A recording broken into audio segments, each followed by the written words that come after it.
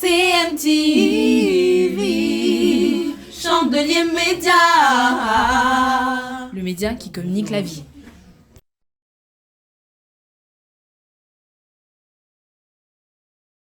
On va passer dans un autre moment. On va avoir des sketchs avec Christiane Testimony qui se prépare.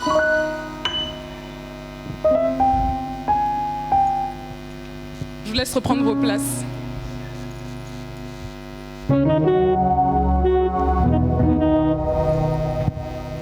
Dans la maison de Dieu, il y a différents talents.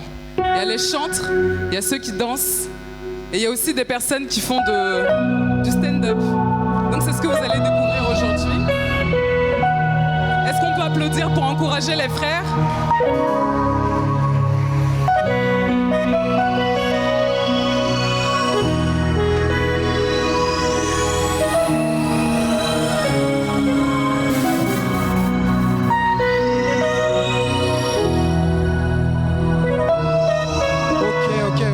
Ça va?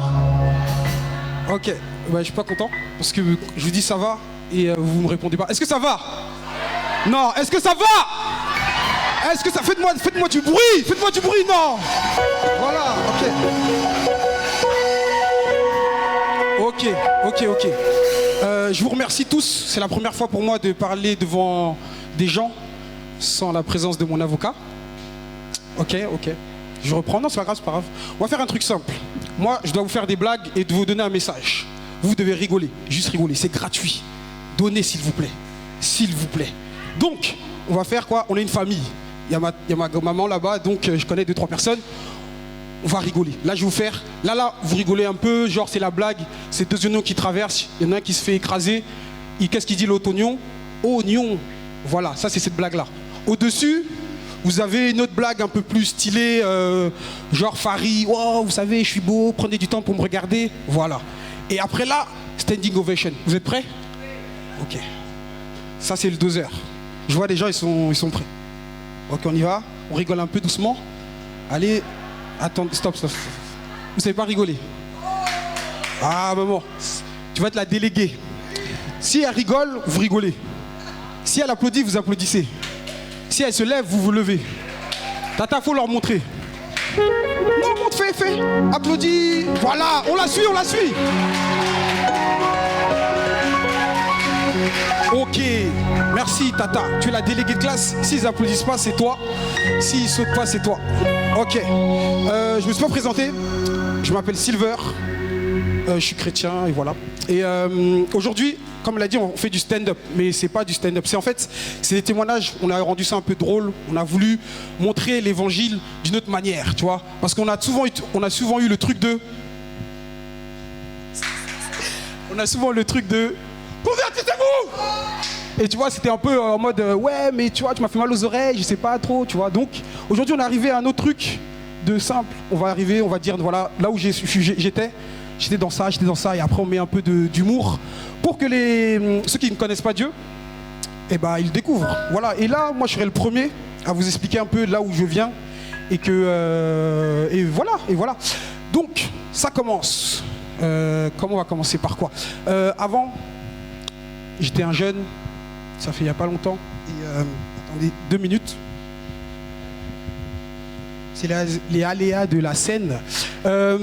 C'était quand j'étais plus jeune, je faisais des mauvais choix. J'ai fait des mauvais choix et j'ai fait un mauvais choix capillaire. J'ai fait les doubles contours. Pour ceux qui connaissent, tu fais les contours et après tu rajoutes. Parce que je voulais être beau gosse. Et le coiffeur, il a fait une erreur. Il a fait un petit trou ici. Ça fait que quand je suis arrivé au collège, au lycée, pardon, ils m'ont nommé périphérique à cause des 2 trucs. Et ils ont mis le trou, ils l'ont blasé porte de la Chapelle. Ça fait que voilà, j'étais nommé périphérique porte de la Chapelle. Et quand on fait ce genre de coupe, on danse. La danse qui va avec, qui est bien, c'est le logobi. Qui voit c'est quoi le logobi? Voilà, j'étais dedans. Arrête. C'est des trucs comme ça. Toi, tu veux refaire sortir le vieil homme, mais il est vaincu. Voilà, je dansais le logobi, ce genre de danse. Et on criait, c'est qui Mama? Ça, c'est Satan. Parce que c'était vraiment mauvais. Et on écoutait aussi des genres de musique qui n'étaient pas très catholiques, qui n'étaient pas très bonnes, on va dire. J'écoutais des musiques mondaines, j'écoutais Baccaris. Et ce genre de musique nous poussait plus à faire des voyous. Un jour, comme je voulais chercher ma place dans le monde, je cherchais vraiment ma place. Tout simplement, j'ai commencé à traîner avec des voyous. Et on est parti faire des bêtises. Voilà, pas rentrer dans les détails. Et on doit changer nos noms. C'est-à-dire quand on fait des bêtises, on doit changer le nom. Là, je m'appelle Silver. Quand je fais des bêtises, je m'appelle plus Silver. Je suis une famille chrétienne. J'ai pris David. On arrive, on fait la bêtise et sur le coup, moi en fait, j'ai oublié que je m'appelais Silver. Je m'appelais David. Ça fait que le chef, Foued, toujours les mêmes, il crie Silver. Il crie David. Et moi je vous dis là, j'ai oublié parce que j'ai le sac aussi, parce qu'on était à Lidl, on volait, j'ai le sac et j'ai oublié qu'il m'appelait. Parce que moi je m'appelle Silver, pas David. Donc je suis là en mode David. Et moi je suis là, il est où David? Vraiment, quelqu'un le cherche. Et sur le coup, quelque chose qui m'a frappé, tu vois, dans cette histoire, quelque chose m'a frappé. Bah, c'est Foued, il m'a frappé, il m'a tout simplement frappé. Et après à la sortie de ça, il m'a dit Silver, t'es le voyou le plus nul. Tactiquement, techniquement, non, tu es nul à un point, j'ai plus envie de voler avec toi. Du coup, ils m'ont exclu de leur bande. Et dernière petite histoire, je voulais être footballeur. Vraiment, je voulais être footballeur et j'ai prié pour ça, même si je ne croyais pas trop en Dieu. Ma mère était à l'église, donc j'ai prié, je voulais être footballeur. Et une partie de ma vie de footballeur, j'ai pu atteindre ce niveau où on a des tests. Pour ceux qui ne savent pas, on joue devant des gens qui veulent, des entraîneurs qui peuvent nous emmener, devenir comme Pogba, Mbappé, voilà. Et apparemment, un des coachs aimait bien les enfants. Mais nous, on ne calculait pas ça. Bref. Et récemment, j'ai appris qu'il a été attrapé par la police. Et quand on m'explique l'histoire que, voilà, Silver, tu te rappelles, tel jour, quand on jouait à Bussy, tout ça, le coach, il emmenait les petits-enfants à Nantes, quand ils faisaient leurs essais, bah, c'est là qu'ils faisaient les trucs. Et la seule chose que je me suis dit, c'est heureusement j'étais nul. Parce que là j'allais devenir un footballeur avec une voiture, mais plus d'intégrité. Donc non, vraiment. Et c'était une réponse à une prière que j'ai faite. Je me suis dit pourquoi j'ai pas percé. Pourquoi moi j'ai pas percé? J'étais fort, plus fort que certains. Bon là j'étais nul, mais il a pas vu mes qualités. Mais je me suis dit pourquoi j'ai pas percé, tu vois. Et j'ai la solution, j'ai la réponse aujourd'hui. Vous savez pourquoi? Parce que je suis devant vous et je fais quelque chose que j'aurais jamais pu penser faire. Je parle devant des gens, je parle de ma vie, je parle que j'étais un voyou, je parle que j'avais des doubles contours, porte de la Chapelle, périphérique, tout ça. Et je pense que c'est la place que Dieu m'a donnée. Je pense que c'est l'endroit voilà, ça c'est mon terrain de foot. Voilà, moi je suis Mbappé, je suis rapide. Et c'est ça que je dois faire. Et je vous exhorte chacun d'entre vous à prier, à demander à Dieu, trouve-moi ma place. Vous allez faire des mauvais choix, vous allez dire j'ai fait les doubles contours, ils sont ratés, ils sont moqués de moi. C'est pas grave, il faut les faire parce que c'est dans l'échec que vous allez trouver votre place. Moi je suis passé, là je vous ai fait un raccourci. C'est pour ça que j'ai dit le périph.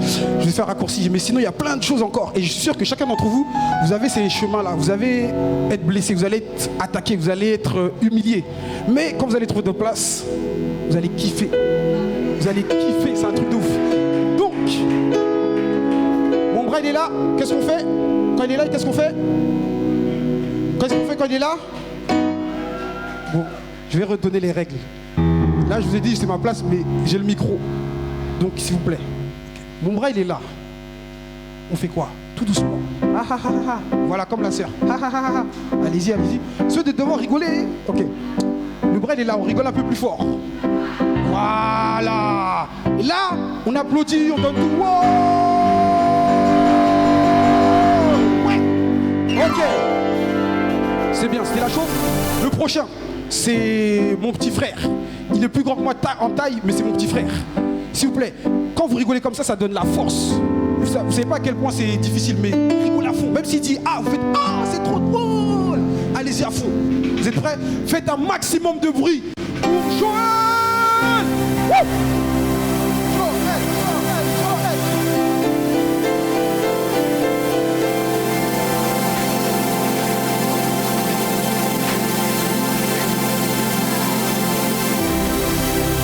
En plus, ils ont allumé la salle, tu vois. Attends, ça c'est méchant. Parce que moi je suis noir, vous allumez la salle que quand c'est mon passage est fini. Ok. Warfield, Ça, tu vas voir. Vas-y.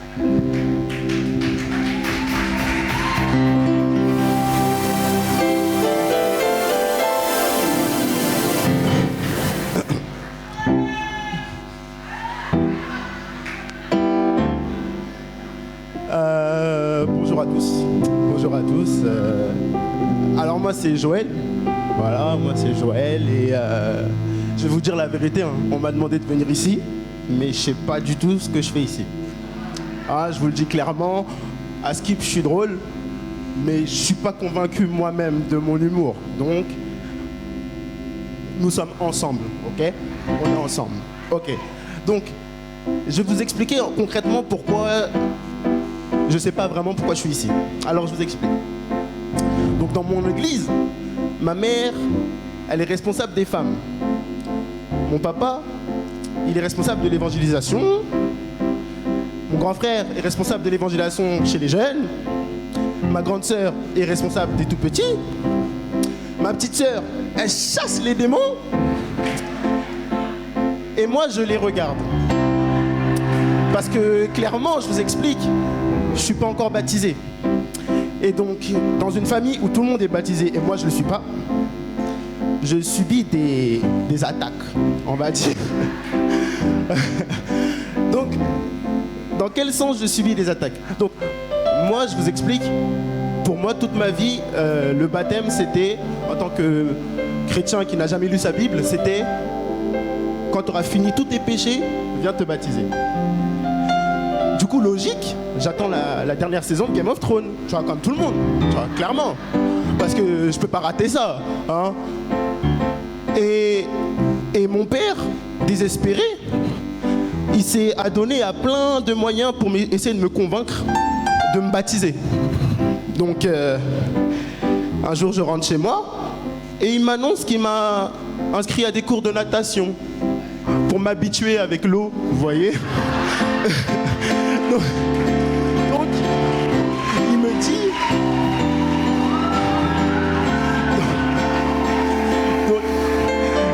il me dit... va mon fils, l'eau c'est bien, hein, faut aller.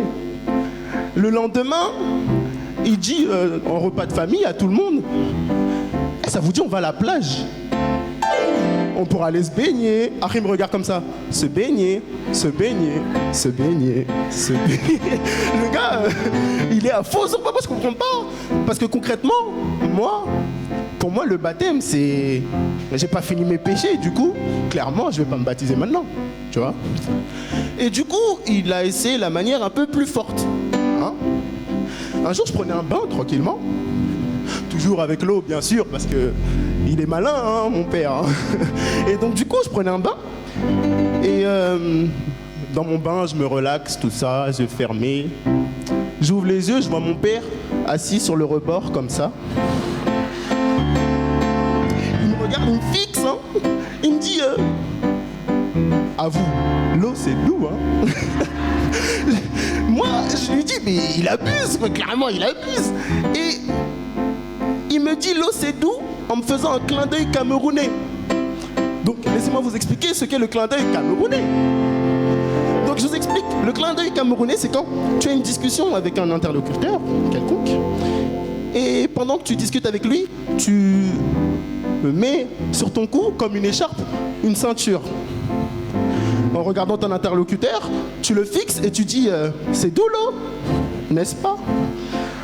Et du coup, sous le regard de la ceinture, ça appuie forcément l'argumentaire. Vous comprenez que si tu vois une ceinture, tu vas obéir très rapidement. Donc, il a toujours voulu que je me baptise. Sauf que moi, j'avais deux peurs. Me baptiser ayant encore des péchés.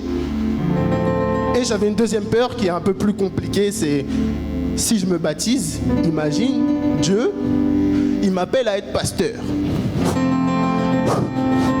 Pasteur.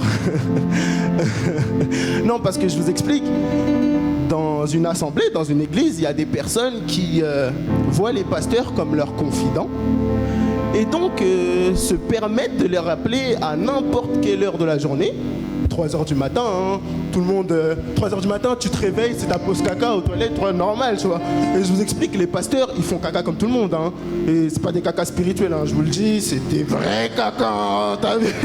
Donc, faut se dire que être baptisé, c'est pas n'importe quoi. Donc, moi, je suis venu ici clairement pour vous dire que ne succombez pas à la pression du baptême. Dans le sens où un baptême, c'est un choix entre toi et Jésus. Personne d'autre. Personne ne peut te forcer à te baptiser. Personne ne peut t'obliger à te baptiser. Le baptême, c'est un choix. Le baptême, c'est est-ce que toi, tu décides de suivre Jésus ou pas? Merci beaucoup.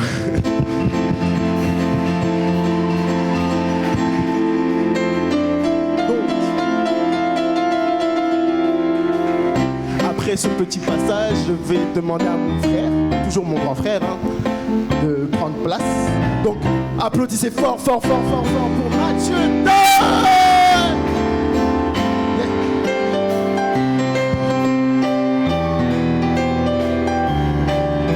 Est-ce qu'on peut acclamer pour Jésus-Christ, s'il vous plaît?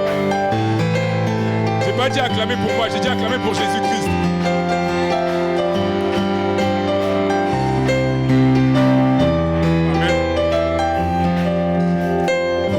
Cette phrase-là et puis toujours vous refaites à chaque fois. Bon, alors pour vous dire, avant d'arriver ici, avant d'être devant vous, je suis passé par diverses épreuves. Est-ce qu'il y a des chrétiens dans la salle, s'il vous plaît? Est-ce qu'il y a des gays dans la salle, s'il vous plaît?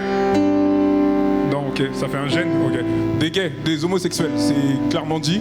Ok, c'est parce qu'en fait, n'ayez pas honte, on est à l'église, et à l'église, je pense qu'il n'y a pas besoin, il n'y a pas de gêne. On peut parler, on peut dire nos problèmes, on peut avancer ensemble, et il y a beaucoup d'amour, et Jésus-Christ, de toute façon, il change les cœurs. Moi, je vais vous dire, je suis passé par beaucoup d'épreuves avant d'arriver ici, donc j'ai fait mon coming out en 2016, et du coup, je suis parti, mes parents, ils s'en doutaient déjà, tout le monde s'en doutait et tout, et je suis parti voir mes amis.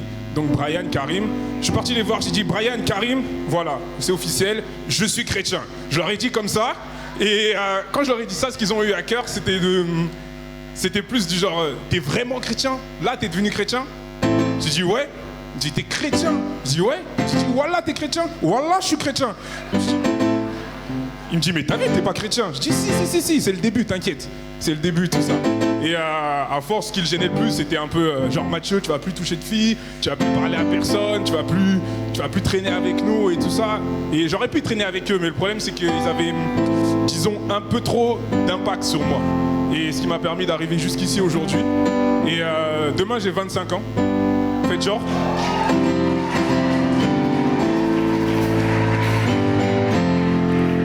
C'est pas facile parce que c'est un peu le début de la vieillesse. Et si vous voulez, même pour exemple, hein, j'ai une jeune fille de mon église, elle a 17-18 ans. Je crois qu'elle est dans la salle, mais je vais pas la pointer du doigt.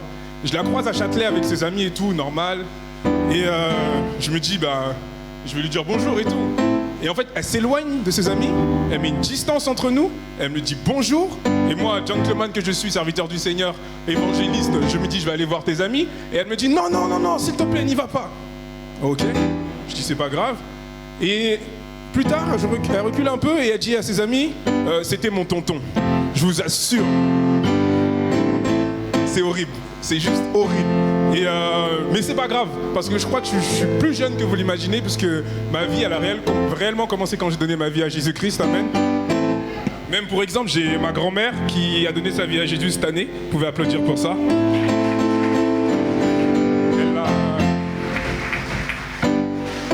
Ouais, c'est ma grand-mère, elle est vieille. Et en gros, elle a donné sa vie à Jésus et c'est aujourd'hui qu'elle vit ses plus belles années. C'est aujourd'hui que, il n'y a même pas un an, mais c'est aujourd'hui qu'elle entame des projets, comme si elle allait vivre encore 100 ans. Et elle entame des projets et des projets. Et à la base, ma grand-mère, elle est béninoise, elle vient du Bénin. Donc le Bénin, c'est ceux qui ont été déportés pendant l'esclavage, beaucoup au Brésil, beaucoup en Haïti. C'est pour ça que le point commun entre le Brésil, Haïti et le Bénin, c'est les haricots et la sorcellerie. Vrai ? Ouais, pas de souci. Et ma grand-mère, voilà, c'est vraiment la personne qui maîtrise la sorcellerie. Je vous laisse deviner, je regarde Harry Potter. Moi, c'est un film, elle, c'est un documentaire. Elle est là, waouh, le chat, mais vraiment, c'est comme ça à Cotonou et tout. Et donc voilà, mais ce qui est le plus important et ce qui fait plaisir, c'est qu'aujourd'hui, ma grand-mère a vécu ses plus belles années. Enfin, elle va vivre ses plus belles années avec Jésus-Christ. Et Dieu la fortifie encore. Alléluia. Amen. Voilà, c'était pour dire qu'avec Jésus-Christ, la vie commence quand on commence avec lui. Amen. C'était tout pour moi. Au revoir. Je vais accueillir mon grand frère, Jérémy Descamps. Un homme puissant, un évangéliste puissant, un homme de Dieu. Est-ce que vous pouvez applaudir pour sa vie, s'il vous plaît?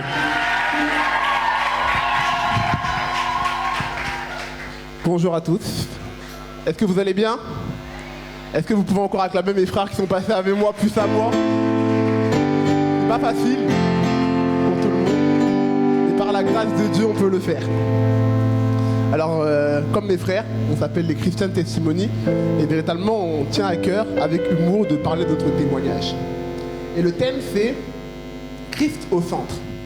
Et quand je réfléchis maintenant, c'est vrai que Christ a toujours été au centre de ma vie. Vous savez, nos parents ont beaucoup entendu le verset qui dit « Enseigne son enfant dès le jeune âge ». Et mon père a pris à cœur de l'appliquer sévèrement à ses enfants. Donc dès qu'on était tout petit, on apprenait des versets par cœur. Et il y avait un jeu qui l'amusait, c'est quand on partait le dimanche à l'église, tout le monde était assis, 8h du matin, et son jeu c'était de lever son doigt. Il avait 4 enfants, il levait son doigt et il agitait son doigt comme ça. Quand ça commençait, nous on était prêts, on se disait quel verset va demander. Parce que lui, ce qu'il voulait, c'est qu'on mette des versets dans le train. Donc il levait son doigt, tout le monde était en panique. Jean 1, qu'est-ce que ça veut dire déjà? Oh Seigneur. Et il pointe son doigt sur toi.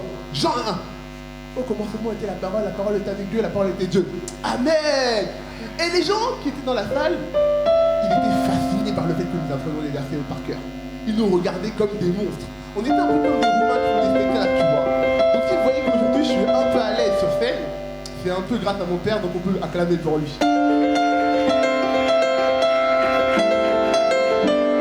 vous savez, quand on grandit avec la parole, continuellement, c'est pas tout de suite qu'on apprend à la maîtriser correctement. Vous savez, quand j'étais à l'école du dimanche, un jour on nous a appris, si ton frère te frappe sur la joue gauche, montre-lui la joue droite. Et bon, j'étais un bon élève, et quand on m'apprenait une bonne leçon, il fallait que je l'applique. Et comme le diable fait ce qu'il fait, le lundi à l'école, un camarade me vole des crayons de couleur, je lui fais comprendre gentiment que ce sont mes crayons de couleur, et il me gifle. La colère monte. Mais je me rappelle la voix de mon assistante qui me dit « Si on te gifle la joue gauche, la joue droite ». Et moi je me dis « Bon, je lui montre l'autre joue ». Mais vous savez, la vie, c'est pas la parole de Dieu. Il m'a giflé sur l'autre joue. Et c'est à ce moment-là que je me suis dit, c'est peut-être pas comme ça qu'on applique ce verset. Donc comment faire? Un autre verset qui est difficile à appliquer, c'est dites toujours la vérité, que la vérité est votre partage. J'ai grandi à Montreuil, dans le 9300. Chez nous, on écrivait 9300, 100, S-A-N-G. C'était chaud. La police, les raquettes, c'était notre base de vie. Et vous savez, dans le collège, parfois, les gens sont agités. Et un matin, ils sont arrivés avec la très bonne idée de jeter des œufs. Donc, ils ont jeté des œufs, le prof l'a mal pris, ils ont appelé la police, conseil disciplinaire pour chacun passait devant tout le monde. Et à ce moment-là, on passait devant un policier, le directeur et le prof principal. Et quand ils arrivent devant toi, quand tu n'es pas un élève turbulent, ils essaient de te séduire. Donc, tu vois, nous savons que tu es dans une atmosphère qui n'est pas très facile pour toi. En tant que bon élève, il est de ton avantage de nous dire tous ceux qui ont fait cela pour qu'on puisse avancer demain. Mais moi, je n'étais pas bête. La première leçon m'avait servi. On dit la vérité, mais parfois, il faut savoir se taire. C'est important. Donc, quand ils m'ont demandé cette leçon, j'ai dit, bon, vous savez, moi, je travaillais, j'ai pas pu bien voir qui a fait quoi. Mais j'ai un ami, lui, qui n'a pas voulu mentir. Et il a dit la vérité. Marwan n'a pas menti, et Marwan s'est fait frapper correctement. Donc, c'est pas tout le temps qu'il faut dire la vérité. C'est important. Et la sagesse de dire la vérité au bon moment, sinon on risque de vous suivre. C'est important. Et vous savez, nos parents font tout l'effort possible pour nous faire grandir dans une atmosphère et nous donner les bonnes valeurs. Et très souvent, on dit honore ton père et ta mère. Honorer notre père, c'est très facile. craint, c'est l'autorité. Mais honorer notre mère, parfois, bon, vu que c'est la mère amour, on veut border, on veut jouer avec les limites, voir un peu qu'est-ce qu'on peut faire ou pas. Donc moi, un jour, j'ai voulu jouer avec les limites. J'ai accompagné ma petite sœur et j'aimais beaucoup le football. Donc quand je marchais dans la rue, il y a eu un match de football et j'ai joué avec elle. Et bon, le football était tellement important que j'ai oublié ma sœur. J'ai oublié ma sœur en route. Et quand je suis rentré à la maison, à la fin, ma mère me dit, mais Jérémy, où est ta sœur? À ce moment-là, je me rappelle que j'ai une sœur. Et c'était pas la première fois que j'oubliais ma sœur. Vous savez, quand ma sœur est venue au monde, ils sont venus avec ma petite sœur. J'ai vu une petite fille comme ça, là. J'ai dit, mais c'est quoi ça? Elle m'a dit, c'est un bébé. Je fais, pour les bébés. Je jouais avec elle, on s'amusait bien. Mais elle était venue avec des personnes. Et le soir, au moment de rentrer, je m'apprêtais à me coucher avec mes parents. Mais j'ai vu une fille à ma place dans mon lit. Et j'ai dit à mes parents, mais papa, les voisins là, ils ont oublié leur fille ici. Est-ce que moi, je vais ramener? Est-ce que moi, c'est ici que je dors d'habitude? Donc voilà, on peut oublier, ça sort ça. Et je l'ai oublié ce jour-là. Et quand ma mère m'a vu, elle m'a dit, où est ta sœur? Et à ce moment-là, c'est venu du verset qui dit, corrige l'enfant pendant qu'il est jeune. Elle m'a sévèrement corrigé. Je suis parti au courant, j'ai retrouvé ma sœur, je l'ai apportée à la maison et plus jamais je ne pourrai oublier ma sœur. Grâce à elle. Voilà, c'est pourquoi que le Seigneur vous bénisse.